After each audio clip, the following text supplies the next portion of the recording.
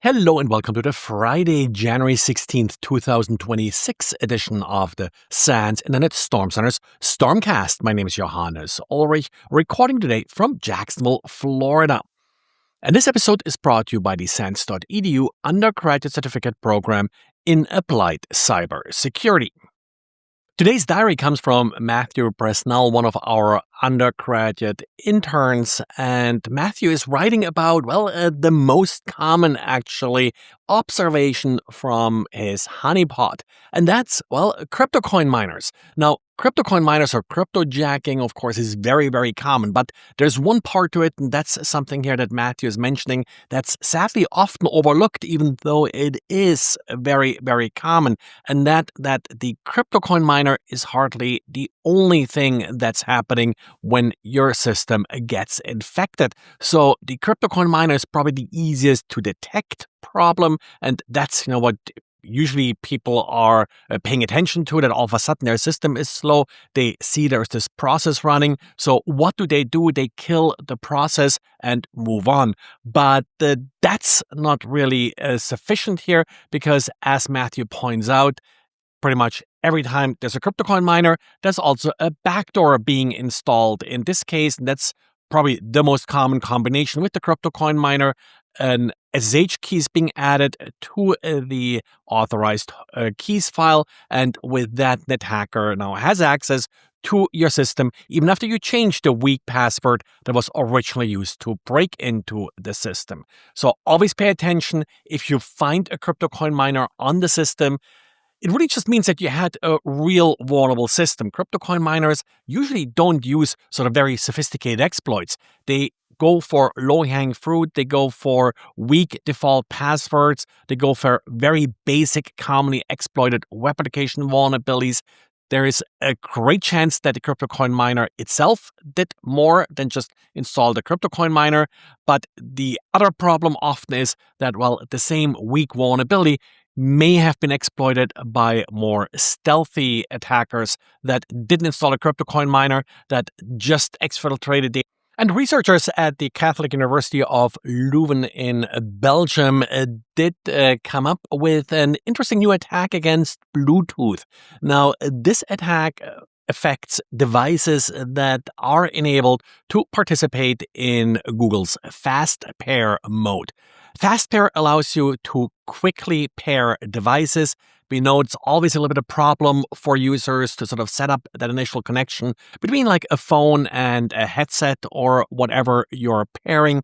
And sometimes in the past, at least, you had to enter like codes, which of course is difficult on devices like headphones that don't really have a display or a keyboard or anything like that. So what fast pair does is where the phone basically sends out a fast pair request, and the device is then responding, and that initiates the pairing process. The problem here is that the specification for fast pair says that devices should only respond to these fast pair requests if they are actually in pairing mode. And if you've ever done it, often you have to press a certain button a certain amount of time to turn them into pairing mode, which apparently to some devices is a little bit too much to ask for. So they will respond to these requests and allow pairing regardless of whether they're in pairing mode or not. What this means is that any device that supports fast pair in this flawed implementation is then hijackable by a Bluetooth device in the Bluetooth distance, so within sort of 10-ish meters. This flaw is sadly very widespread. There are multiple name brand and large manufacturers affected. The website of this group, whisperpair.eu, does contain a lookup table where you can find affected devices. I did a quick look, and like the Sony Beats device are affected. Apple branded headsets don't appear to be affected because they probably don't support fast pair, but the sort of Apple version of that protocol, so they are not affected here. It doesn't really matter if you disable fast pair on your phone, because the phone isn't the problem here. The problem is the device, like the headset.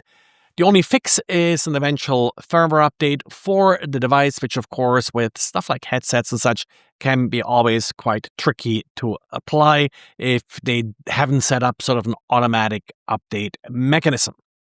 And Baronis Lab did discover an interesting way to exfiltrate data from Microsoft Copilot sessions. They're calling it a Reprompt attack, and the attack is actually, in principle, rather straightforward. When you're linking to Microsoft Copilot as part of URL, you're able to specify a parameter Q, and that parameter is essentially being then pre-filled and pre-executed as a prompt. So that way you can create links that link directly to a particular prompt. The problem here is if a user clicks on a link like this and then adds their own prompt, well, what happens to their prompt is affected by the prompt that was supplied supposedly by an attacker. Microsoft has implemented a couple of safeguards to prevent malicious things happening here, but as so often with these AI tools, well, a little bit sort of social engineering where you're trying to trick the AI into doing things badly, well, still work here. So similar techniques as you're used to from prompt injection and such. One example here is where you just ask the Copilot to access every URL twice. It'll actually block the first attempt and then not the second one. So there are workarounds basically for the safeguards exist right now. And I predict we'll have sort of a little bit whack-the-mole happening here where Microsoft is implementing more safeguards and researchers will continue to come up with ways to bypass them.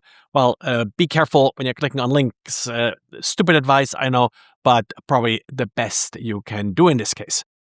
Well, and that's it for today. Thanks for liking, thanks for subscribing, and as always, thanks for great comments in your favorite podcast platform. And on Monday, there will actually be a holiday here, so the next podcast will be on Tuesday. Thanks, and talk to you again on Tuesday.